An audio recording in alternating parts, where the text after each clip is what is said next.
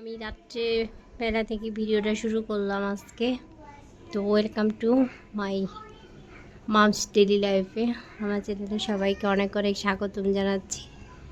তো আজকে রাত্রে থেকে ভিডিওটা শুরু করলাম। তো আমি ভাবতেছি পর্দাগুলো অনেক দিন থেকে লাগানো হয়েছে, তো পর্দাগুলো খুলে ফেলবো।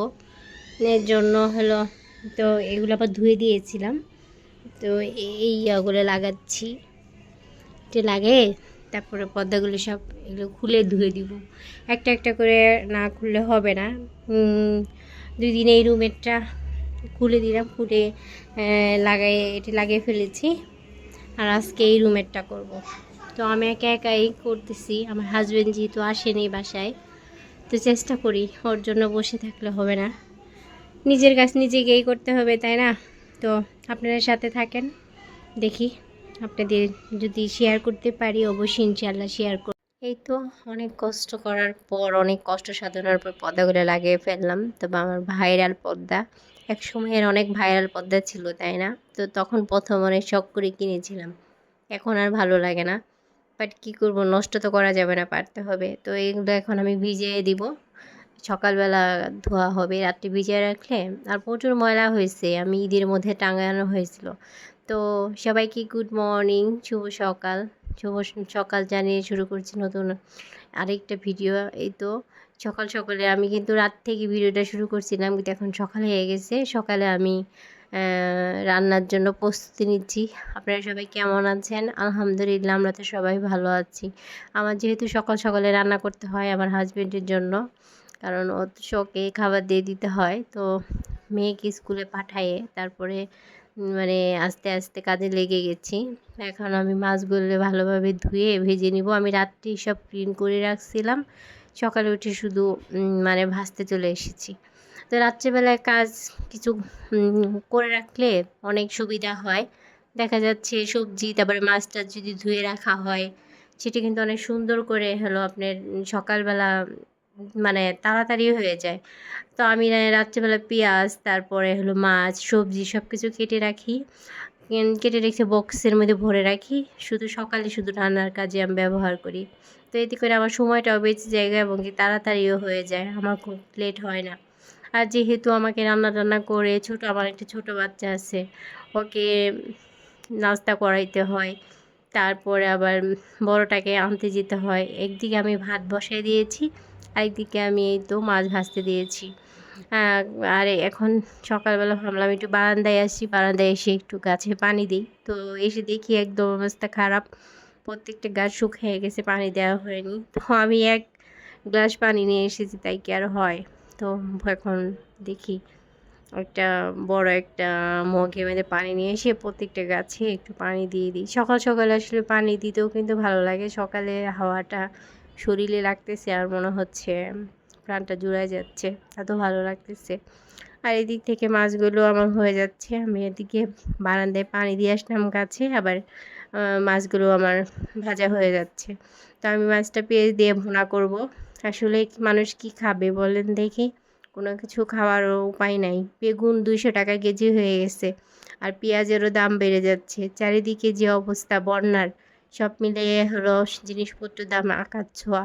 আমাদের মতো মধ্যবিত্তদের আসলে অনেক কষ্ট হয়ে যায়, কিছু করার নাই, তারপরেও তো আমাদের খেতে হবে। আর বাঁচতে হলে তো দাম দিয়ে এই জিনিস কিনে খেতে হবে। এদিকে হলো আমার মেয়ে এখনও ঘুম আসছে, উঠে নাই, তো ওকে ডাকবো। তাড়াতাড়ি না উঠলে আবার দুপুরবেলা দেখা যাচ্ছে হলো আমাদের ডিস্টার্ব করবে। আমি বাহিরে আসলাম, বাইরে আবহাওয়াটা আজকে অনেক সুন্দর, আমার মনে হচ্ছে আমি একটু বাহিরে দাঁড়ায় থাকি, কিন্তু বাহিরে দাঁড়ায় থাকলে হবে না, ওরা নাস্তা রেডি করতে হবে। আর এইদিকে আমি হলো একটু ডাল ভুনা করব। আমার ছোটো বাচ্চাটা ডাল ভুনা খেতে অনেক বেশি ভালোবাসে, তো ওর জন্যই মূলত ডাল ভুনাটা করা হবে। আর মাছ ভুনা দুটি দিয়েই আজকে দিয়ে দিব। ডাল রান্না করলে হতো, বাট ডালটা রান্না করব না, রান্না না করে ভুনা করে দিব, যেহেতু আমার ছোট বেবিটা অনেক পছন্দ করে খেতে। তো ডালটা এদিক দিয়ে আমি হলো বাবুকে ডাক দিব। তো নাড়াচাড়া 9টা যেহেতু 8:30 বেজে গেছে অলরেডি। আর আমার তরকারিটা হয়ে গেছে, আমি মাছটা দিয়ে দিব। মাছটা দিলে পরে আমার তরকারিটা হয়ে যাবে। তো আপনাদের সবার কী অবস্থা? সকালবেলা কিন্তু সবার একটু কাজের ব্যস্ততা থাকে, তাই না? আসলে স্কুলে যাওয়া বাচ্চা কাচ্চা, তারপরে আবার হাজব্যান্ডরা সবাই অফিসে যায়, সব মিলিয়ে কিন্তু সকালবেলাটা সবার একটু যুদ্ধক্ষেত্রে বেজে যায়। এই তো আমার তরকারিও হয়ে গেছে ফাইনাল লুক। তো আমি অনেক তাড়াতাড়ি করতেছিলাম, কারণ ওর আব্বুকে আবার নাস্তা দিতে হবে, আবার ছোটো মেয়েটাও সে আমার বিছনা টিছনা এটা সব গুছাইতে হবে। তো এই তো দেখেন আমার আম্মু এখন উঠবে, তো ওকে আমি ডাকতেছি, উঠতেছে না, বলতেছে মশারি খুলবে না। আমার এবার এতবেলা পর্যন্ত মশারির আগে থাকলে কেমন জানি বিরক্ত লাগে। আর হলো ও আমাকে ডাকতেছে যে আম্মু আসো, তুমি ভিতরে আসো। না, আমি কি আর ভিতরে এখন যেতে পারি? ওটাই তো উঠে পড়েছে পাগলি আমার, উঠে নিজে নিজে বিছনা ঠিক করতেছে। আমার কিন্তু এই জিনিসটা খুব, আর মানে আল্লাহ আমার কষ্টটা একদম শেষ করে দিছে। মানে আমার এখন আর কষ্ট হয় না। সকালবেলা উঠে প্রতিদিন কিন্তু বিছনাটা আমার ছোটো মেয়েই কিন্তু গোছায়। কেউ কি বিশ্বাস করবে এত সুন্দর করে বিছানা গুছাতে পারে? ও কিন্তু অনেক সুন্দর করে বিছানাটা গুছায় ফেলে একদম। এখন ঝাড়ু নিবে, ঝাড়ুটা নিতে পারছে না। আমাকে সকালে উঠে বিছানা গুছাইতে দেয় না। রেগুলার প্রতিদিন দেখা যাচ্ছে ওই একদম টান টান করে বিছানা গুছাবে, এমনকি একদম টান টান হইতে হবে, তাছাড়া ওর বিছানা গুছানো মানে হবে না। একদম পরিষ্কার পরিচ্ছন্নভাবে বিছানা গুছাই ফেলবে ছোটো মানুষ হিসেবে। মাশাআল্লাহ, সবাই কিন্তু মাশাআল্লাহ বলবেন। আমার আম্মুটার জন্য সবাই দোয়া করবেন। বা দেখতে দেখতে আমার ছোটো মেয়েটাও বড় হয়ে গেল। সামনের বছর থেকে ওকেও স্কুলে দিতে হবে, এবং আমার ব্যস্ততা আরও বাইরে মানে ব্যস্ততা বাড়বে। তখন আবার বাহিরে যাও, ওকে নিয়ে আসো। এখন তাও একটু শান্তিতে ঘরে থাকতে পারি। এদিকে আমি স্কুল থেকে চলে আসছি আমার মেয়েটাকে নিয়ে, ও নাস্তা করতেছে, আর আমি একটু চা নিয়ে বসলাম। চাটা খেতে আমার একটু দেরিই হয়, কারণ আমি ওকে স্কুল থেকে নিয়ে এসে তারপরে চাটা খাই। তার আগে চাটা খাওয়া হয় না আমার। তো আজকে বাহিরে যেমন রোদ তেমন বাতাস, অনেক বাতাস এবং অনেক রোদ। স্কুলে যাইতে ধরে মনে হলো একদম মাথার মধ্যে সব আকাশ ভেঙে পড়ে যাবে, এত কষ্ট হচ্ছিল। আবার বাসায় আসার পর অনেক বেশি মানে ভালো লাগতেছিল। আমার বাসায় সাইডে যেহেতু গাছপালা আছে, অনেক প্রচুর বাতাস লাগে। এইদিকে চিপস খাচ্ছে, ওই চিপস খেয়ে অনেক বেশি খুশি।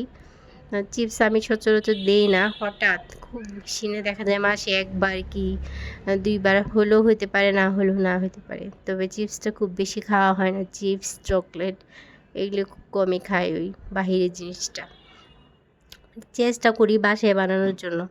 তো ও অনেক কিছু বলতেছে আপনাদেরকে, তা আমি তো আসলে ভয়েসটা নিতে পারিনি, যেহেতু ফ্যান চলতেছিল, মাত্র আসছি, অনেক গরম ছিল। আর এইদিকে আমার হলো চাটা খাওয়া শেষ। আমি একটা ডিম সিদ্ধ দিয়েছিলাম ওকে খাওয়ানোর জন্য। এই যে যুদ্ধ শুরু হবে আমার, একটা ডিম খেতে প্রায় 40 মিনিট লাগাবে। দেখা যাচ্ছে ডিম খেতে চাবে তো কুসুম খেতে চায় না, অনেক কষ্ট করে খাওয়াইতে হয়। আসলে সব বাচ্চাদেরই মনে এরকম, তাই না? অনেক কষ্ট করে খাওয়াইতে হয়। আমার বাচ্চাটাও এরকম করে, কি করব, তারপরেও তো চেষ্টা করতে হবে। একটা করে ডিম খাওয়া প্রত্যেকটা বাচ্চার জন্যই আসলে জরুরি সকালবেলা। বা আমি আসলে দুপুরে গোসলের আগে ওকে ডিমটা খাওয়াই। দুধ ডিম দুইটাই আমি গোসলের আগে খাওয়ানোর চেষ্টা করি, যেন গ্যাসটা যদি হয় তাহলে গোসলের পরে সব সমস্যার সমাধান হয়ে যায়। এর জন্য মানে আমি আগেই গোসলের 5-10 মিনিট আগে খাওয়াই নিই আমি। তো খেলাও করে খাওয়াও হয়ে যায়। তো ওর গোসল শেষ হয়ে গেছে, ওকে ফ্রেশ করাই দিয়েছি। আর দিকে ভাবলাম যে তাহলে যেহেতু ওরা ফ্রেশ হয়েছে, আমি বিছানাটাকে আরেকবার একটু ঝেড়ে নিই। সকালে যেহেতু ঝাড়া হয়েছে আবার ওঠা হয়েছে, তো খালা এসে ঘর-টর পরিষ্কার করে দিয়ে গেছে। কিন্তু সকালবেলা আসলে আমার এই কাজগুলো করা হয় না। সকালবেলা আমি আসলে রান্না নিয়ে ব্যস্ত থাকি। এর জন্য ঘর গোছানো বা ফার্নিচার মোছা এগুলো আমার দেখা যাচ্ছে হলো দুপুরের দিকে করতে হয়। তো এই জন্য না আমার খুব খারাপ লাগে, কারণ দেখা যায় ঘরটা মোছার পরে যদি আবার আমি ময়লা করি, সব কিছু ধুলাবালি হয়ে যায়, তখন কিন্তু প্রচণ্ড খারাপ লাগে। তো ভাবলাম যে এই রুমটা আর একটু ঝেড়ে রেখে যাই। তো ওই রুমে তো আসলে কেউ আসে না সারাদিন, ওর পাপা যখন আসে তখনই দেখা যায় যে একটু সবাই আসে। তো এর মধ্যে আর আসা হয় না, এর জন্য বিছানাও নোংরা হয় না, রুমও নোংরা হয় না। তো এইদিকে আমি আজকেও আবার 2টা পর্দা ধুয়ে দিয়েছি, আসলে 2টো করে ধুইতাছি, একটা সব ধুইতেছি না, যেহেতু বৃষ্টির সময় শুকাবে কি শুকাবে না, কখন রোদ কখনো বৃষ্টি। তো ভাবলাম যে 2টো করে ধুই, তাহলে আমারও কষ্ট কম হবে আর শুকায়ও যাবে। তো কিছু কাপড়ও ছিল, নিয়ে এসে রাখলাম। এখন আমি রান্নাঘরে যাব আমার এই কাজটা শেষ হলে। যেহেতু হলো তাড়াতাড়ি লাঞ্চের টাইম হয়ে যাচ্ছে, আমি আগামীকালকে সকালের জন্য কিছু রুটি বানিয়ে রাখবো।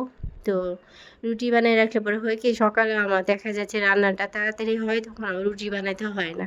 তো আমার মতন কে কে আগে রুটি বানিয়ে রেখে দেন? আমি কিন্তু এইভাবে রুটি বানিয়ে রেখে দিই, ভালোই থাকে আলহামদুলিল্লাহ, 2-3 দিন চলে। আমি তো এইভাবে বানিয়ে রাখি, আপনারাও তো বানিয়ে যারা রাখেন না তারা রেখে দেখতে পারেন, তো সুবিধা হয় আসলেই।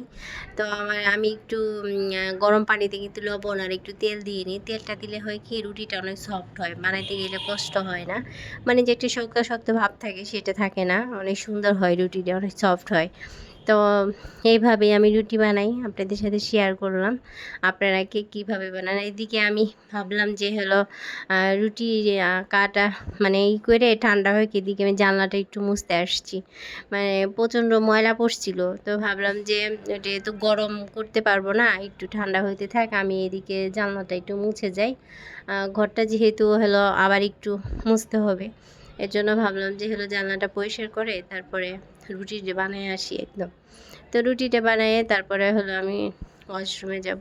তো ওয়াশরুম থেকে গোসল টোসল করে আসে, তো খাওয়া দাওয়া করে দুপুরবেলা আমার একটাই রুটিন, একটু শুইতে হয়, না শুলে ভালো লাগে না। বাচ্চাদের আর আমি না শুলে কি, বাচ্চাদের আমি একটু শোয়াই, যেহেতু সারাদিন ওরা লাফালাফি করে, আর সকালবেলা উঠে একটু শুলে ভালো লাগে। এই তো আমার ঘর একদম চকাচক করতেছে।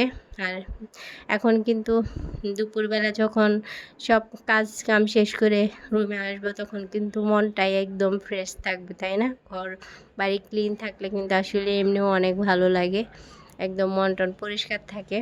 আর এই তো আমার রুটি বানানো শেষ, এখন আমি হালকা করে ছেঁকে রেখে দিব।